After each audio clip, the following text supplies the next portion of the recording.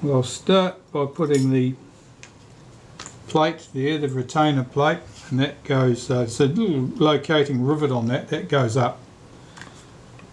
Otherwise that side's just dead plain. We'll put this blade on first. I don't think it'll make much difference where this goes really, so we'll just put that on there now and start assembling this.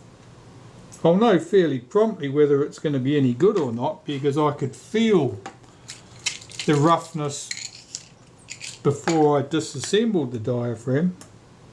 I just didn't know what was causing it. If the roughness still exists, I'm going to have to find another blade. If there's no roughness, well, that's the job done. We've won. Right, I've got to pull this back so I can get the last blade in position.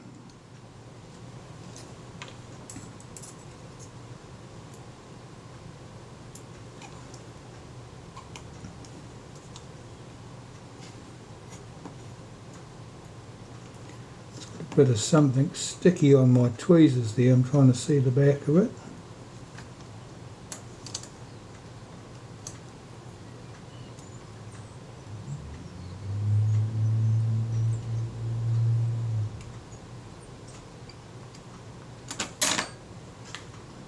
Lift this blade over the top. Now that blade just dropped out of position. Why did it do that?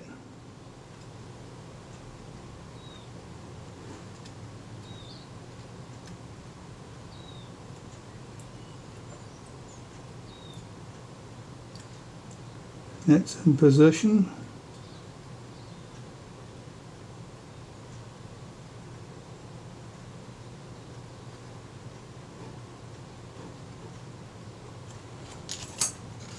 One of these blades is not seated.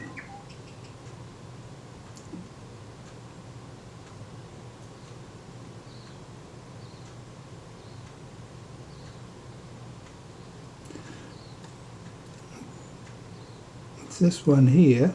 I can't see where the hole is that's supposed to be seated, and there it is.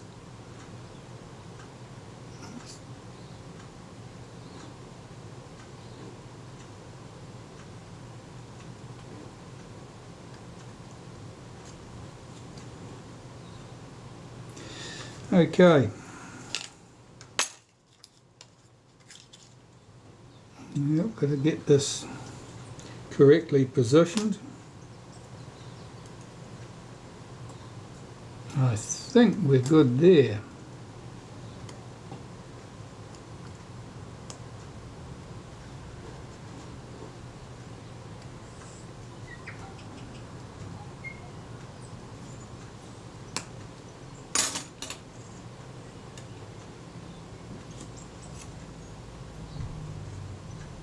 See if that's going to do the job for me.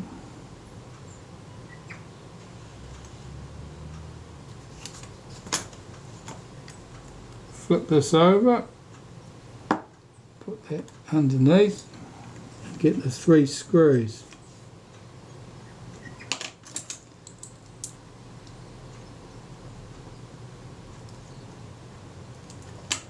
I'll do these up very lightly.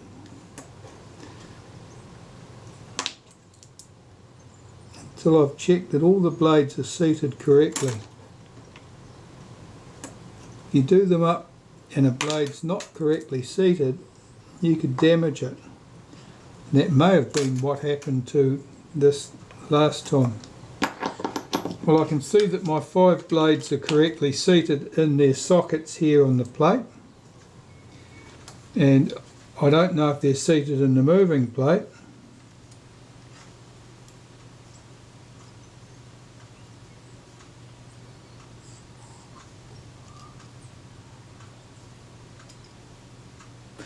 That appears to move smoothly, which means that we might be good to go. I'll tighten those 3 screws up.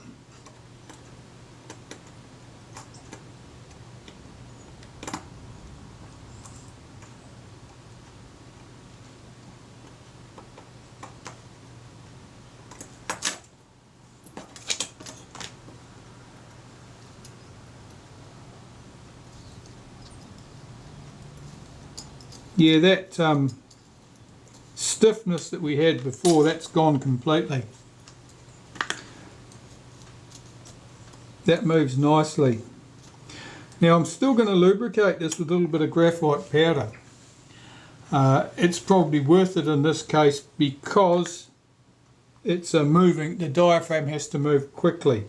Normally it's not something you'd need to worry about unless the blades were distorted and didn't move smoothly. This does move smoothly, but I just want to be absolutely sure I have no problem with this one, that the blades continue to move smoothly. So what I'll do is just drop a bit of graphite powder in there. I didn't need as much as that, but it won't go to waste. I'll just work that in.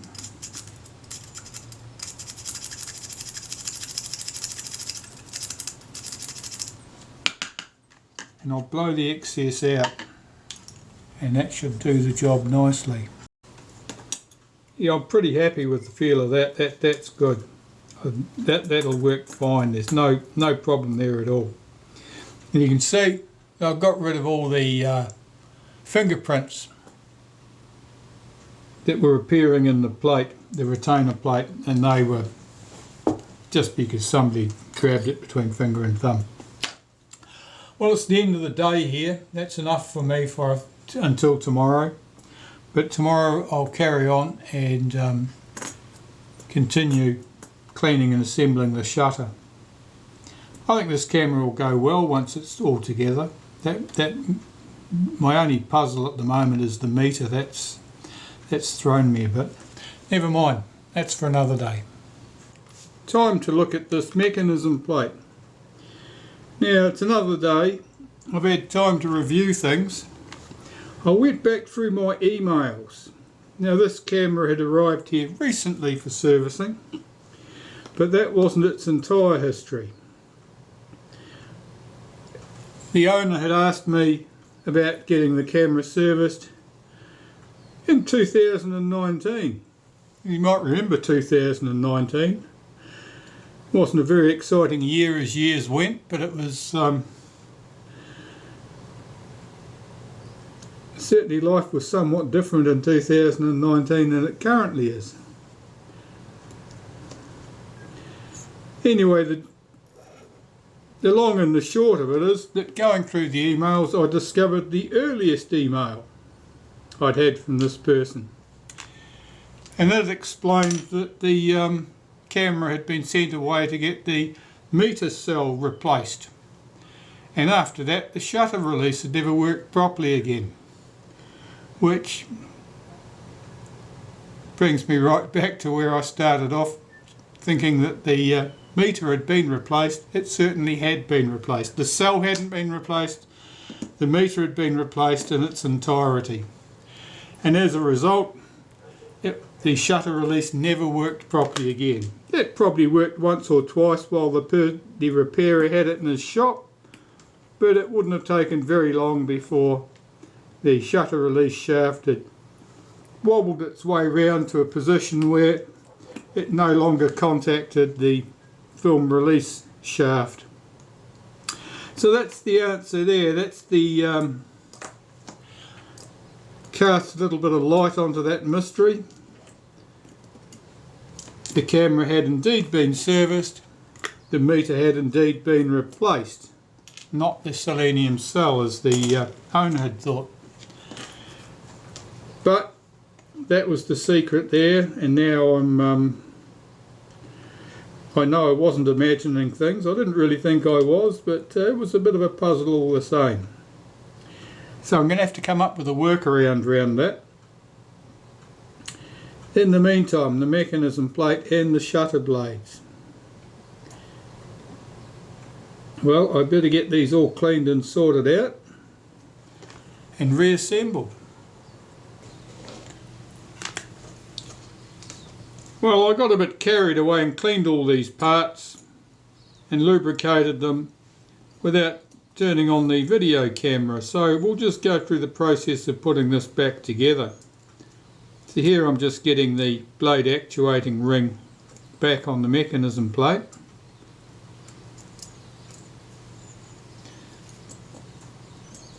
and I've got to hook this detent spring back over this post like that.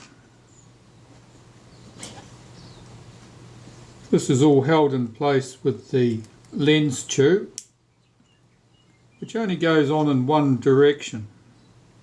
This leg has got the edge cut away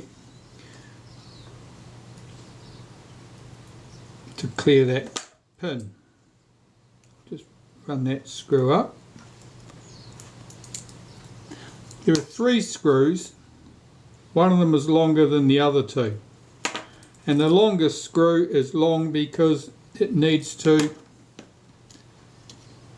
go through this bracket which holds the main drive spring for the shutter.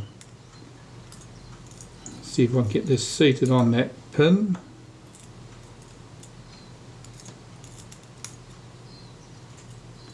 It's not playing the game for one reason or another.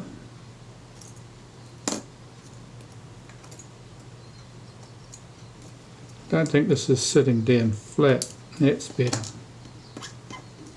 One of the levers was trapped underneath the blade actuating ring.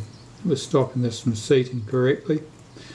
So this screw is slightly longer by about, I don't know, 1/4 millimetre, maybe something like that. Enough to make a difference. If you mix the 3 screws up, it'll give you grief. Because one of 2 things will happen. Either you'll end up with a screw that's too long and it'll stick out the back and foul something, or you'll end up with a screw that's too short in this position, and when you do it up, you'll think you're doing it up as tight as you usually would, but because it's only gripping by about a thread, it'll strip out. Excuse me. I don't know who invented cell phones. They're terrible. Anyway, I'll get these 3 screws tightened up. Check the action. Nothing's trapped under there. That's all good. I'll put this into the blade's open position. And here is our lever. Our plate rather, that goes on here, and I think it sits on like that. That's seated correctly. So everything's set here in the blade's open position. I'll get these blades put in place.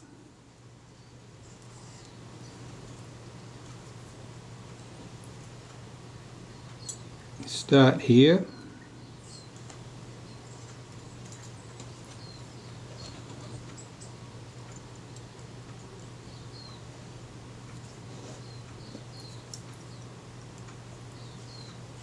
One of the blades has a cutout in it. The end of the blade is trimmed away, and that's to clear the shaft that comes through at this point. It's blade number 5 as I put them on here.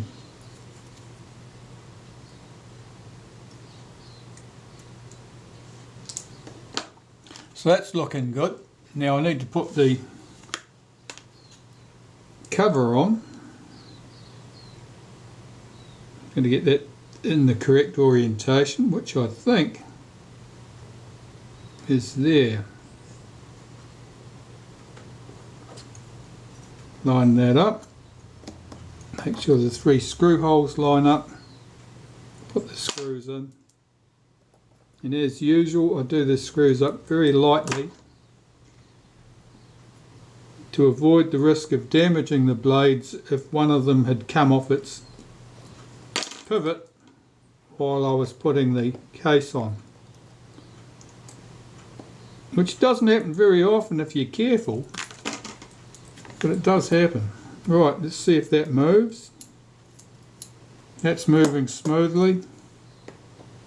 I'll nip those 3 screws up.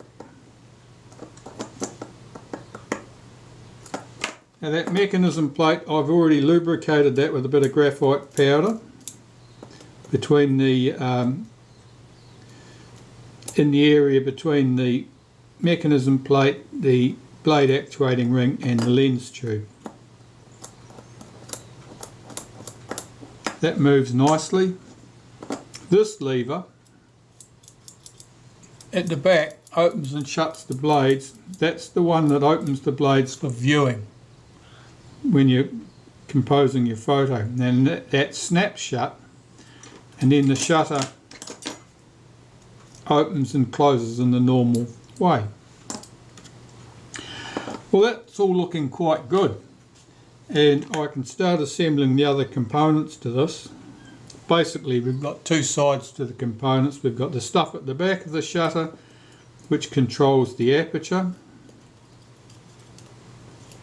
and the shutter opening and closing for viewing, and the lever for the flash sync or the self timer.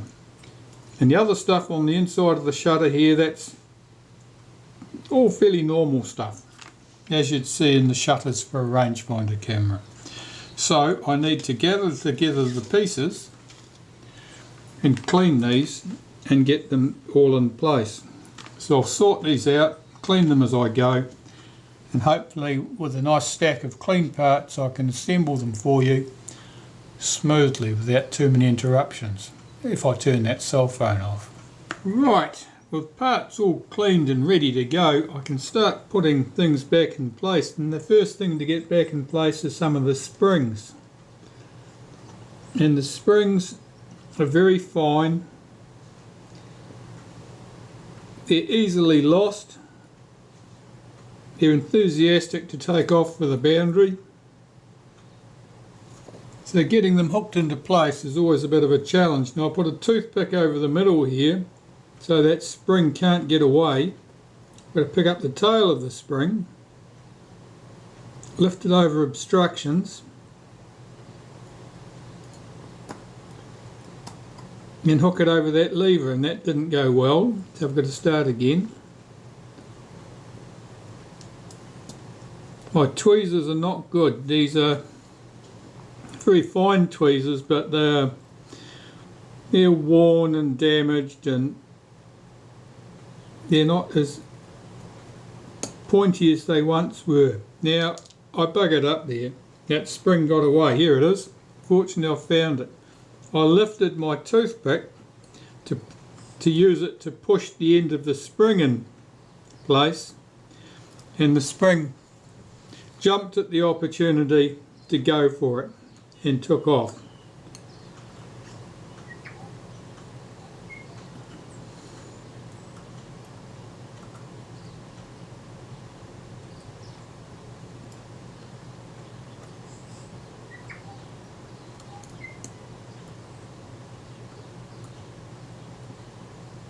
This spring looks a little bit out of shape. It's not much out of shape, and I don't think that it should be a significant problem for me. It just appears a little bit tighter than I would normally expect it to be, and I don't know whether that was like that from the start or whether somebody improved it.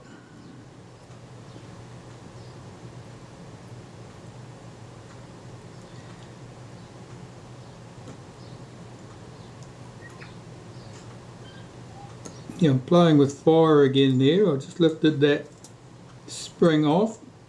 I'm looking to see if it's sitting correctly. It is. Yeah, the end of that spring is certainly not sitting at the angle I would normally expect it to be sitting at. So that's been improved by someone. I'll see if I can unimprove it.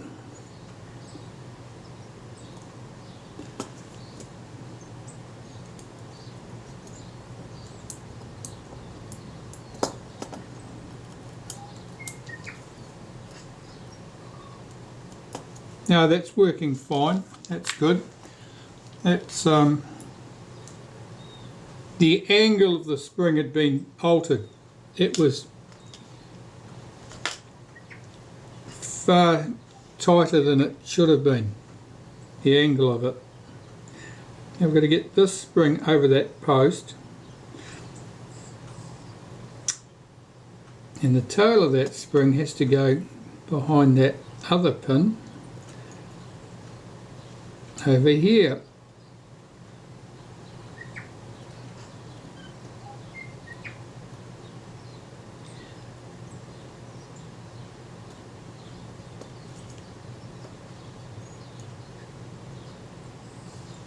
Okay, that's sitting in place. Now I want to get the B lever in position, so I've got to hold back this lever, shift that out of the way. I want to open the shutter blades fully, there you go. That'll allow the B lever to drop down into position, so it'll be relaxed. I'm going to get this hooked behind that spring, still in the picture only just. Get this hooked behind that spring, and that spring's not sitting up, so I can't get under it properly.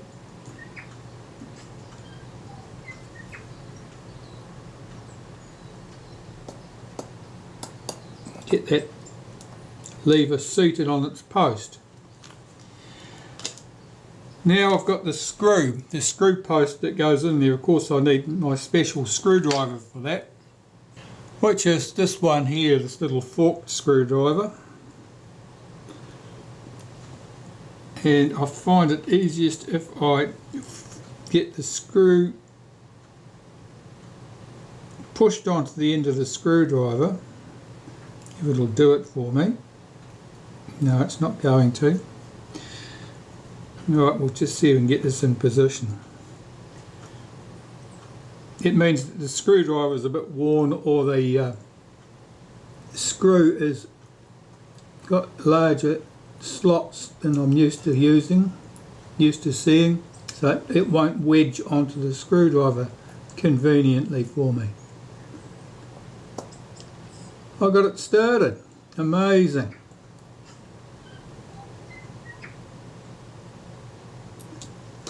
Okay, I'll just check that that moves. It does. I'll tighten that screw up.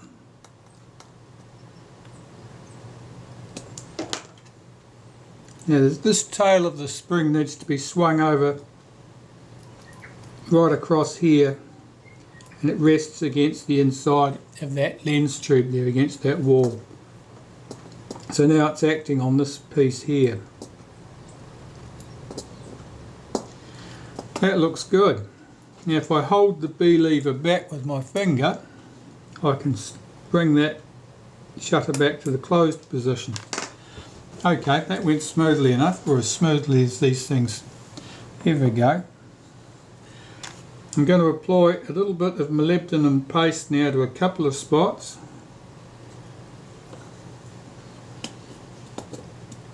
One is on this detent spring here. This detent acts to keep the shutter closed until the action works on it, and it also helps to pop it back into place promptly. So if we've got to get more levers in place to get that to move smoothly. See if that's held back out the way. Yep. And it means that the shutter blades tend to pop back into the closed position smoothly. I hold back that B lever. You can see that just clicked. It jumped back into position at the end of the stroke. That's ideal. Now there's another detent here. This little curved spring here. That acts as a detent on the setting lever for the flash sync or self timer. Now there's a bit of cotton thread there. I'm just removing that. That must have come from one of the cotton buds when I was cleaning this. We can get this lever in place. I'll put a wipe of molybdenum paste on that little ratchet teeth area there, and then the pin has to go on this side of that spring.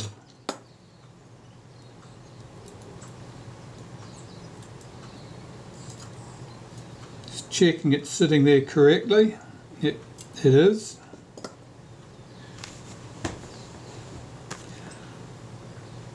Here's our aperture settings lever.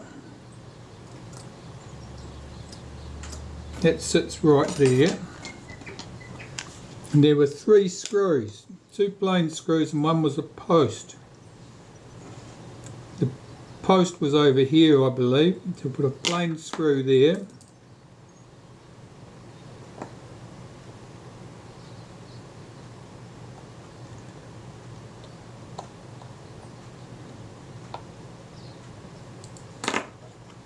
and another one over here.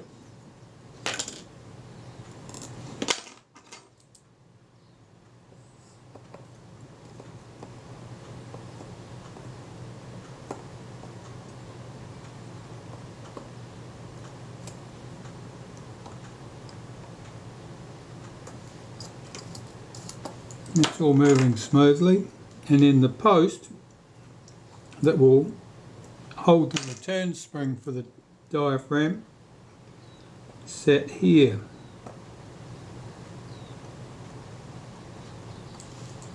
I'm just checking that lever moves freely, and it does. No problem with that at all. The spring, if I was to find the spring and put that in place, it would be this spring,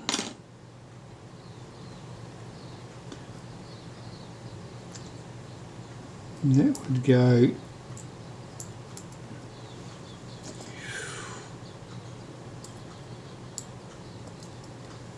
how does that go? Oops.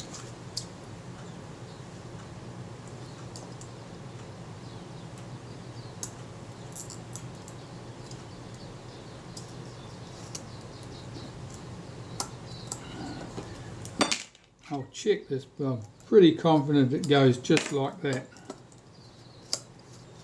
So that spring acts to close the diaphragm down to what the set aperture would be.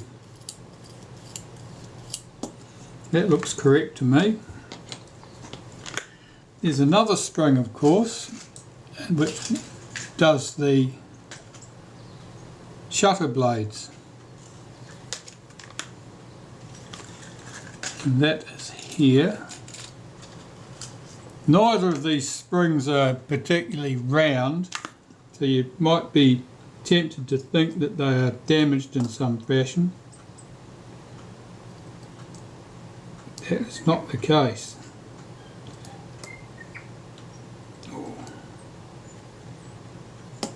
It's here. Goes round that post.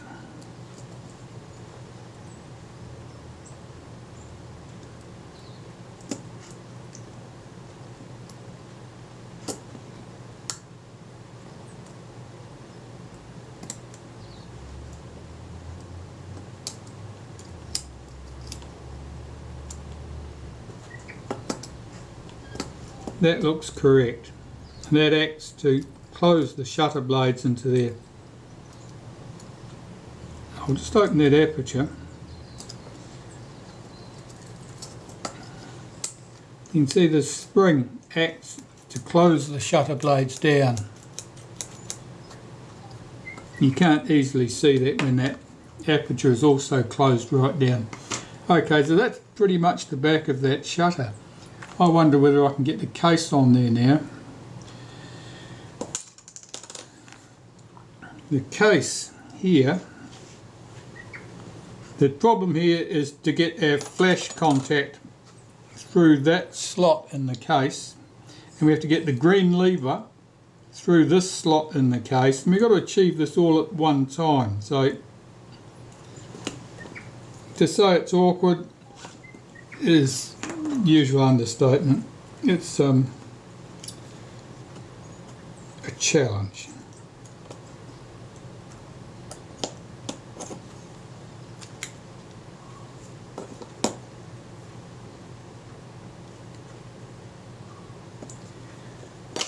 It's almost in place. Why is it not dropping down? Is it that flash contact?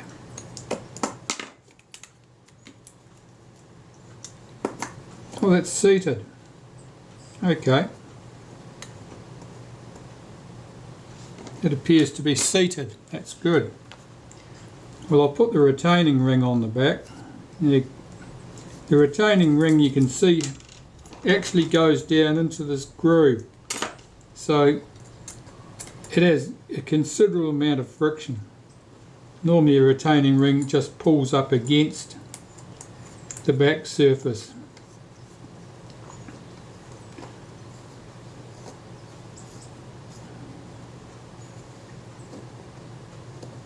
running this down with my fingers at the moment. I want to be sure that those springs are okay. They appear to be.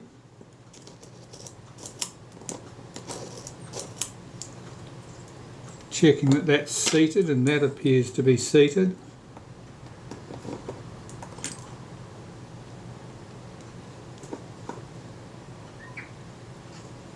I'll find the spanner in a minute. I'm just running this down with the tip of the screwdriver at the moment.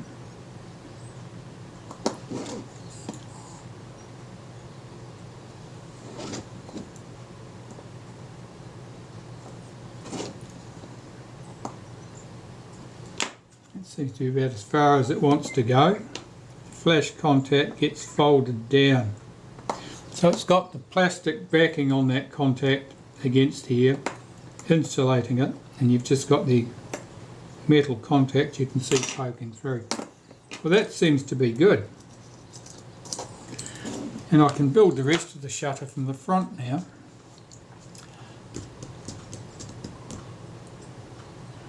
Where to start?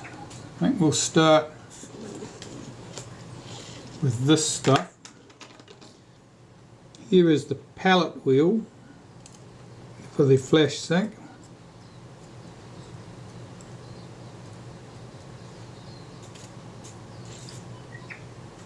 And here is the little sector gear that connects with that pallet wheel. I'm just going to put a touch of molybdenum paste on the catch at the end of this lever where it latches into place.